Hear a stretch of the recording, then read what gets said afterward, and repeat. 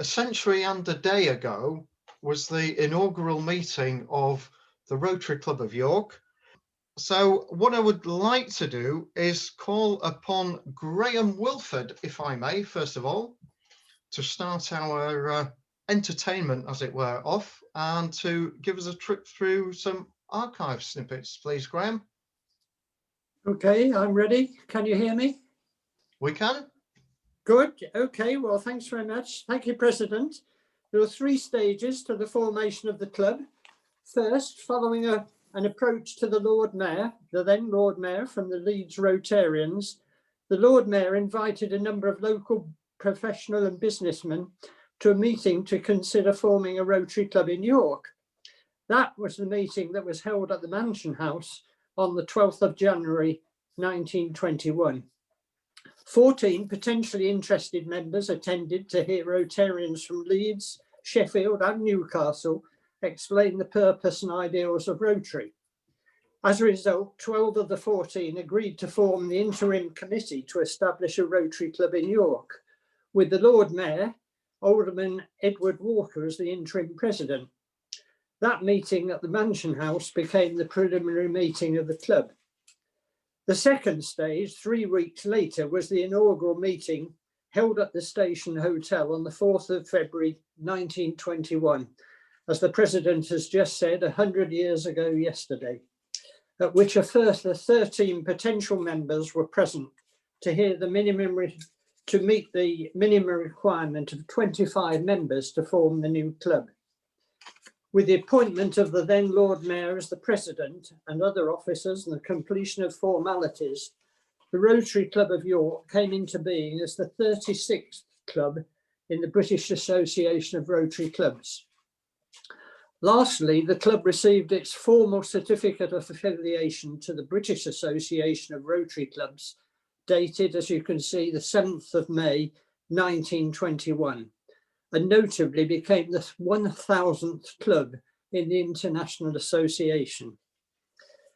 Rotary International seems to have us down as founded on the 1st of November 1921, as shown on the 75th anniversary certificate.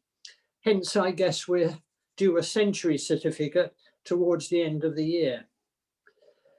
Bear in mind, this occurred only 2 years after the end of the Great War, the war to end all wars, at a time when the country and the city was in a very depressed state.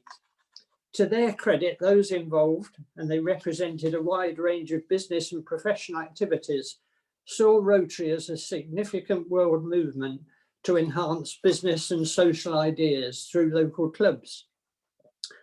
At the inaugural meeting, it was agreed that future meetings would be held fortnightly at the Station Hotel, now the Royal York, of course, on Fridays at 1 p.m. At that time, for a lunch of cold meats, vegetables, sweets and cheese at a cost of 3 shillings, coffee extra. That's £7.50 in today's money. Well, amazingly, the club's original decision to hold its meetings on Fridays has held good for the whole 100 years, and the 1 p.m. start hasn't varied by much, although the inconvenience of meeting during the working day has been hotly debated on numerous occasions. The fortnightly meetings only became weekly 5 years later in 1926, even though the British Association of Rotary Clubs had decided in 1923 that all clubs must meet weekly. Early signs that York Rotarians weren't going to be pushed around. By that time, the club was up to 70 members, with 2,000 clubs worldwide and 35 countries. The cost of lunches was also always going to be a contentious item. For instance, in 1924, it was decided that the cost of the lunch should be brought back down to 3 shillings, and that had to include the threepence bonus for the waiters. In 1948, the cost of lunch rose from 3 and 6pence to 3 and 9, 6 shillings in 1958, 7 shillings a year later, and still only £1.65 by 1976. even though the latter was a subject of great debate in council.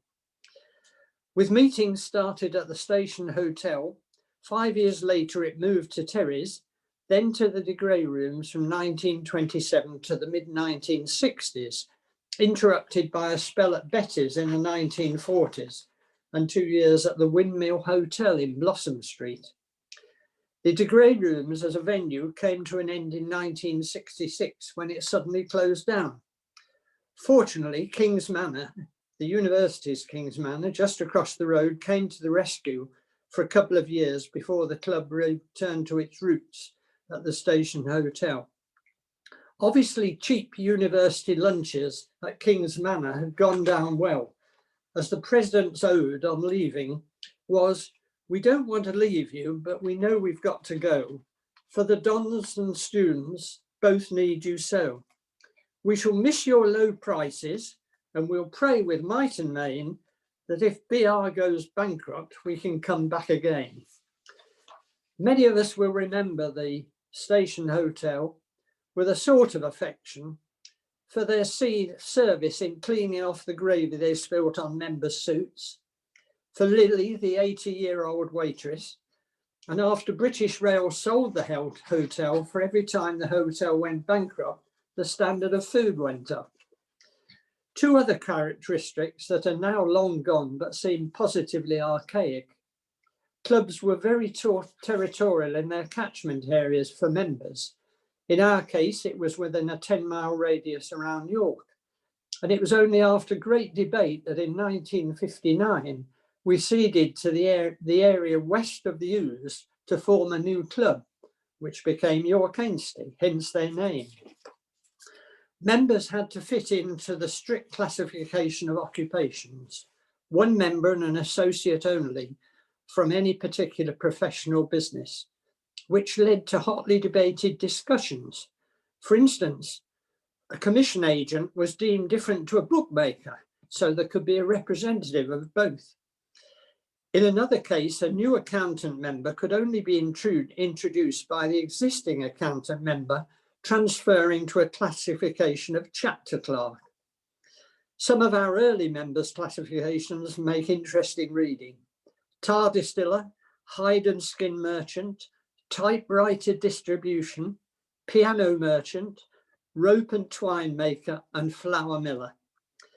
Details of the club's activities for the first 5 years are sketchy, but very detailed thereafter. Fundraising initially was limited to passing the benevolent box around at lunchtimes for contributions, with boys' clubs and crippled children being the main area for support.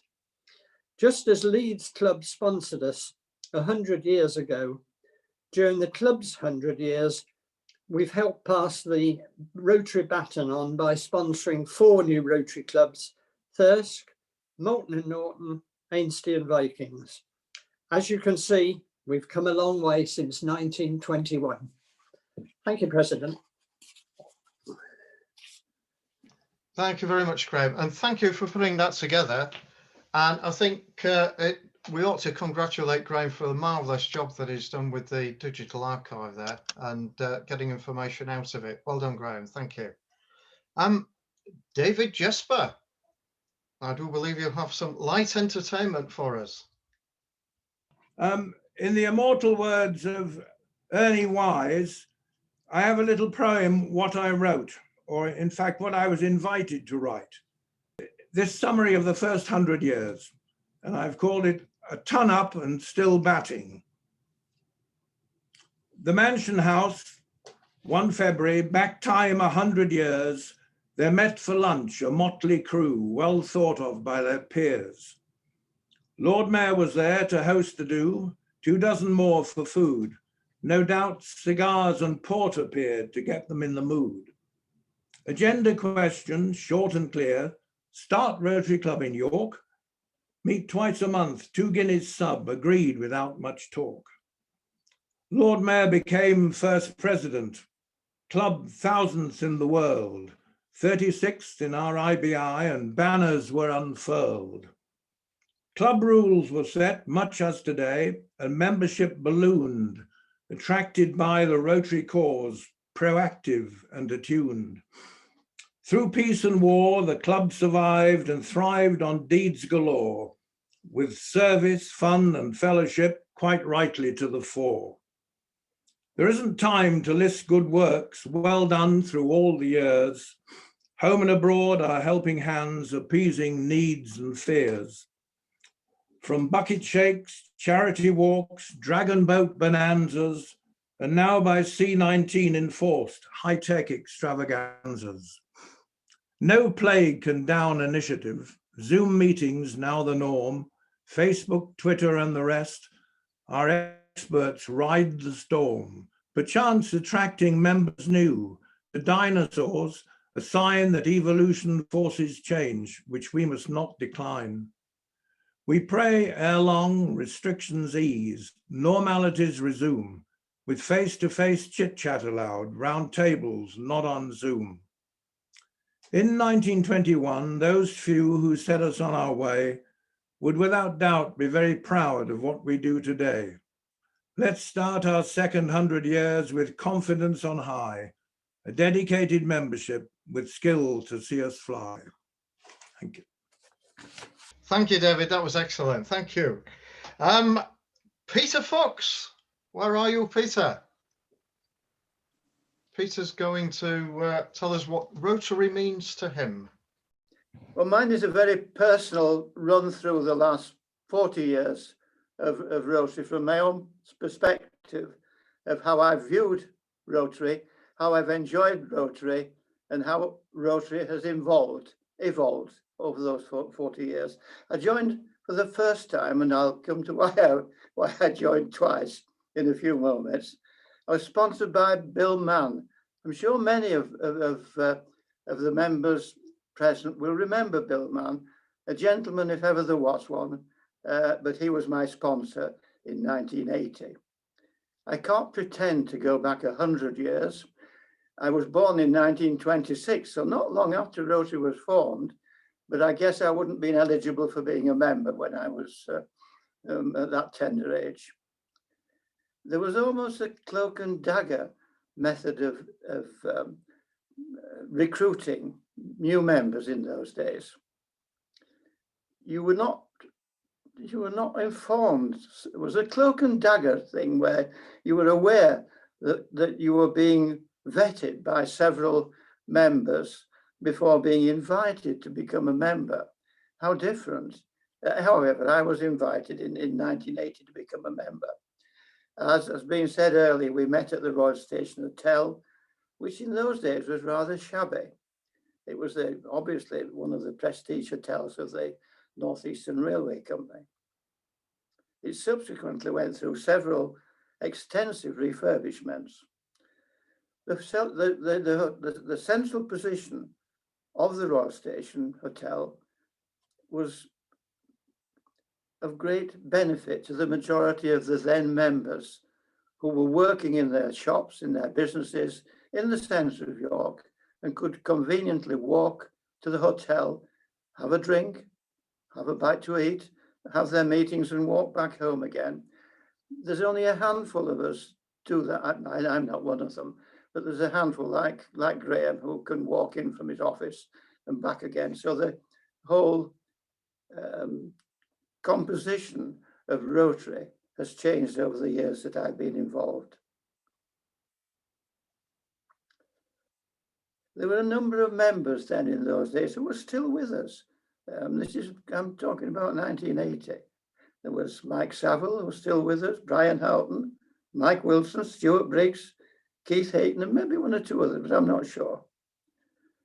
The club really was in those days a who's who of York businesses, plus a contingent, of course, from Rowntrees, who were very cunning, I would say, in their description of their vocation. Just like we've just been hearing, there were all sorts of very inventive methods of making sure that there were not two members with the same vocational description. And Rowntrees were good at it. The railway, of course, was representative and was a city council with its chief executive at one time. I've got to say that I was disappointed with the food that we were served with, however cheap it was. For a hotel of that quality, it was a pretty moderate fare that we were served. I was thinking that the soup, that the gravy that was spilled was Brown Windsor soup. I might be wrong, but it was quite a frequent occurrence for one of the members, whilst the waitresses were serving, to have something slapped down the back of their jacket, which the hotel, in his kindness or otherwise, paid the bill for the cleaning of it. I thought it was one of the tricks that they were subtly telling us that they didn't really want us. And I always felt that we were there under a certain amount of sufferance. It was a great relief to me, particularly, to move from the hotel to Churchill's, where it was significantly nicer, and still nicer to the Novotel later. We're getting better all the time at it. In 1982, I fell foul of the attendance rule, which was very strictly administered. And I remember Peter Smith with his little board chalking it up religiously. Peter never missed a meeting. He had 100% attendance year in, year out, which was quite something which, sorry to say, I never achieved something like that. And my attendance was not all that it should have been. I fell foul at a council meeting when the president intimated, no, he didn't more than intimated, he stated quite bluntly that my attendance left a lot to be desired. Of course, at that time, I was running my own business. My son was helping me greatly to run it, but I was heavily involved in national and European agricultural politics.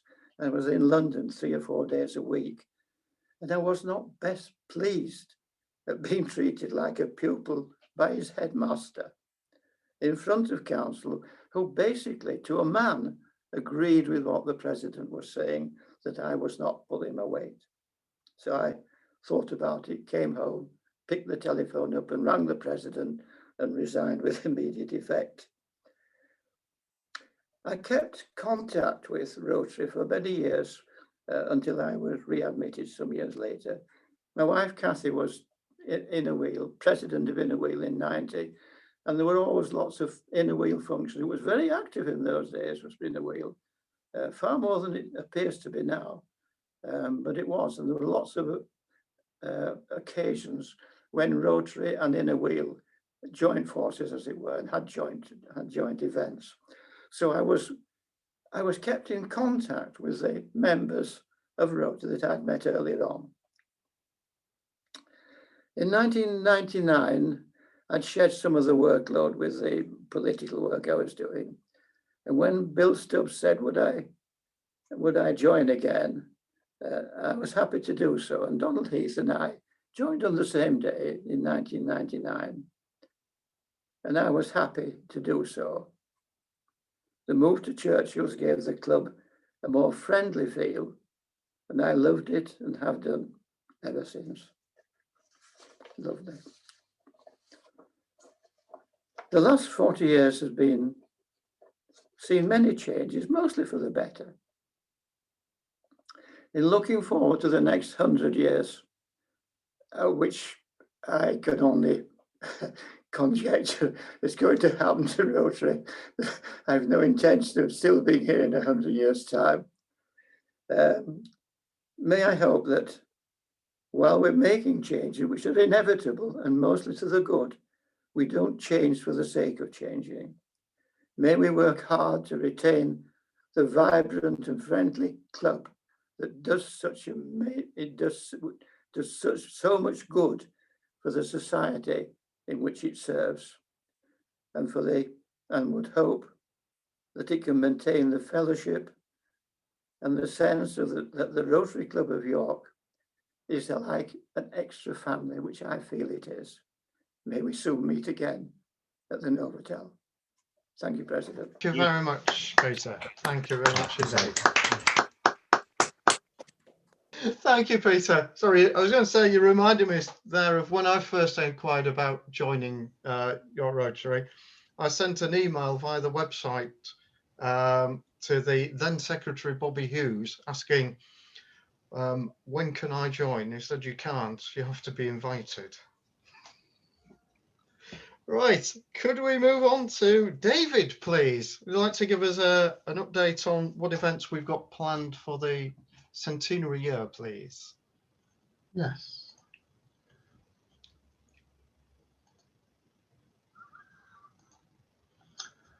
Thank you, Kevin. So we're just going to run through very briefly the sort of plans for the centenary year. And this little sheet just shows the comparison with what is currently booked and how we think the plans might shape up for the main events. Now, we had hoped to be at the Mansion House on the 7th of May for a centenary lunch. And indeed, Janet Looker, Lord Mayor, who I think is with us today, we're sorry that we can't really do that, but we feel that the restrictions will not be eased in time for that. The current idea is to reschedule that event for the 3rd of February 2022 and use that as being the final event of the centenary year. The other project we've been looking at is the dedication of the sundial, and we were hoping originally that there'll be a celebration probably in June with the unveiling of a plaque, and that was going to be coincidental with the planting of some trees on College Green as the start of a landscaping scheme there. That's now going to have to be deferred because the trees haven't been planted and it's not the right season for planting trees. So what we're looking at the moment is a possible dedication or blessing of the sundial with the Dean and hopefully civic party sometime later in the summer. And then once the trees have been planted, hopefully next winter, we can probably get a permanent plaque. Well, we will get a permanent plaque, but we can organise that being installed. We planned the centenary lunch handover on the 2nd of July. We're still hoping that that can go ahead if restrictions are eased in time, but if they're not, we'll have to just consider maybe how that event is replaced at some later date. And again, the centenary celebration dinner and ABBA concert in November is still planned subject to easing of restrictions. Now, moving on just to consider some other things that we're trying to do in the year. I'm sorry this is a bit small probably to read, but what I will do after the meeting is email it to Mike and ask him to circulate it with the video, and then you've got the details. So we are planning a few events to recognise the centenary. In April, we're going to plan a Rotary quiz, Rotary in York over the last 100 years, and John Lacey will hopefully agree to do that for us. Then we're planning a theme. We started off with a themed month, York and Rotary over the last 100 years, and I think it'll probably end up being 2 months extending into June. And we hope to get talks by speakers. Well, we've got Bob Quinn from the National Railway Museum to give an inspirational talk, hopefully about York as a railway city. So as those events over those 2 months unfold, we will update members. In August, I think probably at one meeting, we'll have some reminiscences of Rotary events during Rotary service. We've already had some interesting reminiscences today from really Graham, David and Peter. And I think there are a lot of other stories that many new members don't know and older members have forgotten. So I think we can have an interesting meeting recounting some of those. And then, as I said earlier, hopefully in August we can deal with the dedication and blessing of the sundial project. Moving on, in September, we've got the Dragon Boat Challenge. Now that is now confirmed for the 12th of July, subject to government restrictions permitting it to go ahead. We've got all the council consents, etc. And that, like other events in the year, will encourage teams to badge as being a centenary event. In October, Frank is planning a vocational month, and because we had such interesting talks about COVID in October last year, Frank's going to look at speakers dealing with COVID a year on, which I think could be an interesting, another inspirational month. And then in November, we're planning another theme month of meetings, really looking to the future, the next 100 years of York, and probably considering transport, tourism, and just the future of York. In December, I think it would be interesting to have a film archive presentation of York over the last 100 years. And an idea I put down was towards Christmas, perhaps we could work out a way of doing a comparison of Christmas in 1921 and how it's celebrated with what it might be in 2021. So it's something that we'll look at. And then, as I mentioned at the beginning, centenary lunch at the Mansion House, hopefully on the 3rd of February. Now, you'll recall from last night, when I sent out a reminder email, I put a picture in just to sort of encourage people to look at the email. So that was the picture. And I asked some questions. Why was the photograph significant? Not necessarily the obvious reason. When was it taken? And how many of the 18 Rotarians in the photograph can you name? The reason why that's not necessarily the most significant is perhaps apparent on the next slide. It's actually the first photograph that we can find on the archive that was in a Rotograph magazine. And it was President's Day 1993 when Barry Campbell was handing over to John Russell. And I think that image shows how Rotograph has changed just over the last 27, 28 years. Quite interesting. And I asked, how many of the presidents can you actually name? Well, with Barry's help, we've got them all named. You probably can't read them on the screen, but as I say, with the email that I'll send to Mike, we'll just circulate that. One of the interesting things that Barry pointed out, that in the box at the top is Vincent Fisher, who was the president of York Rotary in its 50th anniversary year. So we've had a comparison today of the Lord Mayor 100 years ago, Vincent Fisher 50 years ago, and Kevin today with a very different format of meetings. And as Peter Fox alluded to, what will things be like in 50 years, another 50 years time? Will people be still using Zoom or some different way of meeting? Let's see.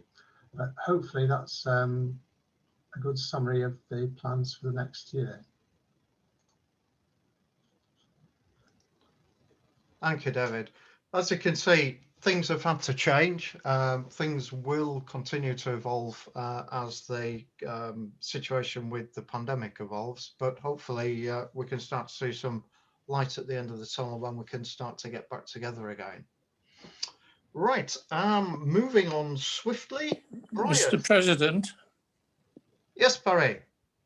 On the photograph,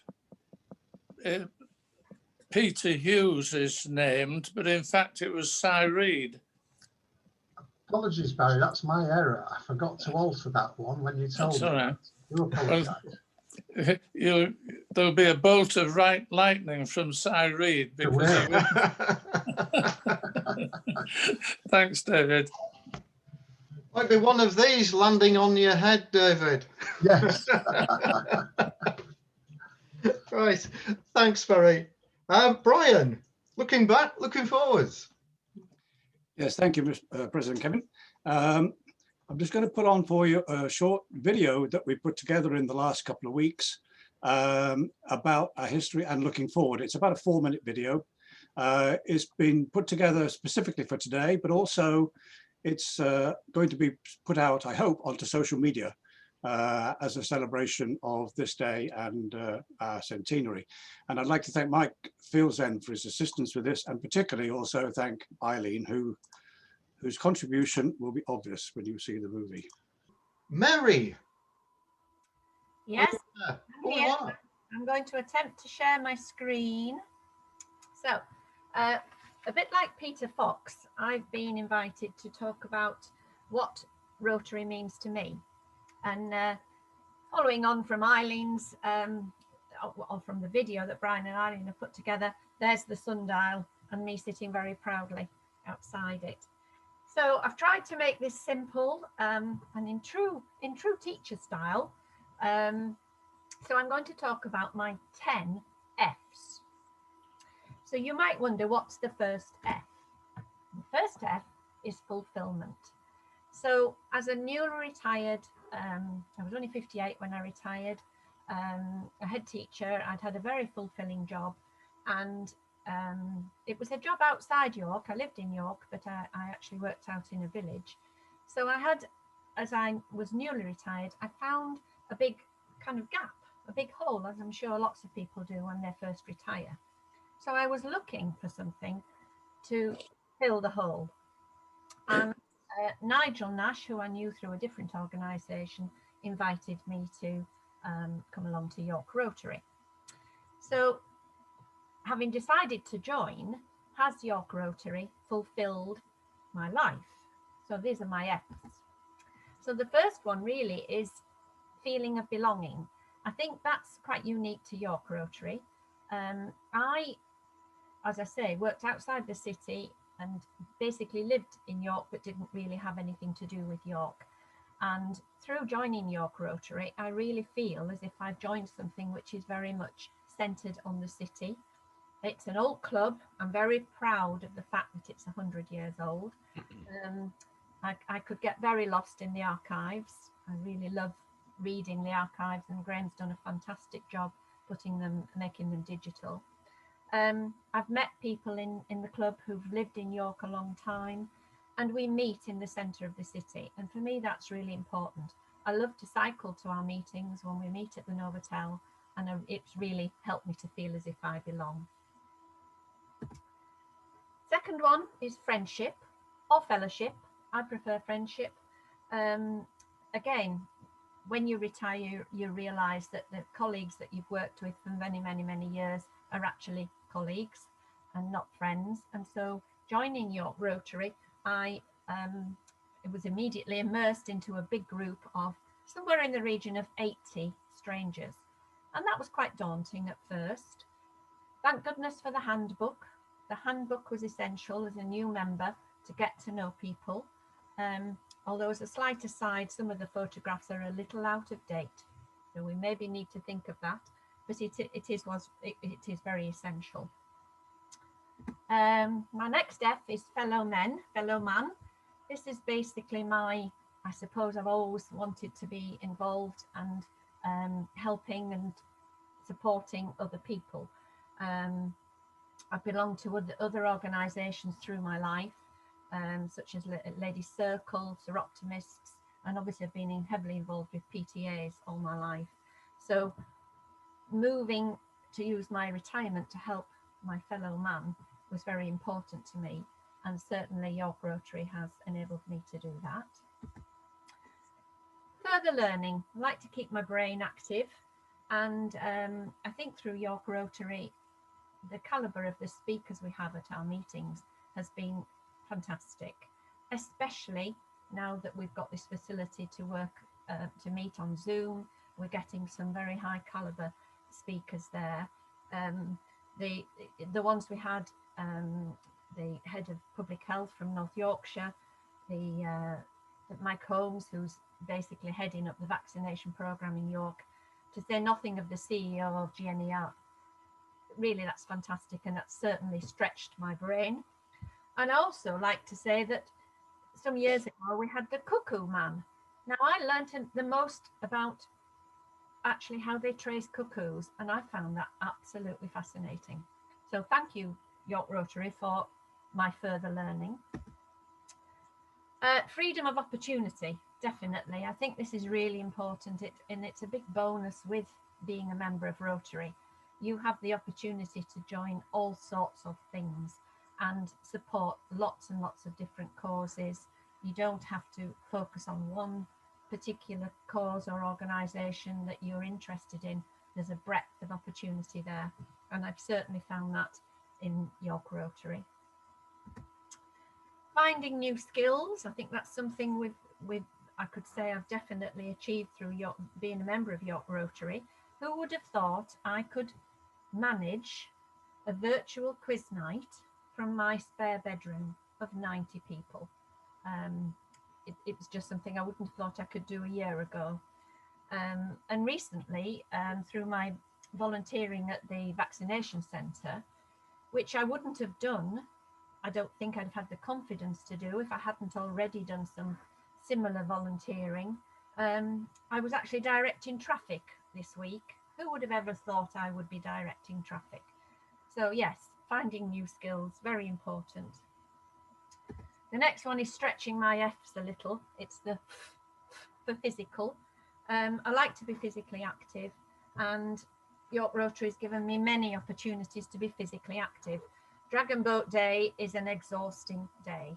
It's very, very physical. Baggage handling is very physical. Joining in the Santa Fun Run, walking around the Knavesmire dressed as Father Christmas, that was physical. I enjoy the variety of physical activities that we do, always helping other people, but nevertheless trying to keep a bit fitter than we were. And fun, I think fun is vital. I would say everything I've been involved in York Rotary, there has been an element of fun, and I think fun should underlie everything we do as volunteers, no matter what it is. So thank you, York Rotary, for the fun. And looking like everybody else to the future, my granddad was a Rotarian, and he was a member of Malton Rotary Club in the 1940s. So they were a club which our club spawned, which is interesting. That was 80 years ago. The world has changed beyond all recognition in those 80 years, as has Rotary. This past year, COVID-19 has been devastating, but it's also been a catalyst for change. And I feel that Rotary must evolve, must embrace this change to survive, and it's our responsibility to make sure that that happens for the communities that we serve. That's it. Thank you very much, Mary, and some nice observations there. Thank you. I'd like to thank everybody that's contributed there to an most entertaining 50 minutes that we've had. Interesting there that we've looked back, we've looked at what we're doing now, and we've looked at the future. There is a magnificent legacy behind us of things which Rotarians have achieved in the city of York, nationally and internationally. We haven't stood still. We haven't let the pandemic beat us. We've carried on. We've achieved an awful lot so far in the last 9-10 months since lockdown began. And we've got an awful lot to achieve over the next 100 years of our future history. And I think we ought to have a round of applause for those that have gone before us, for ourselves today, and for those that will follow us.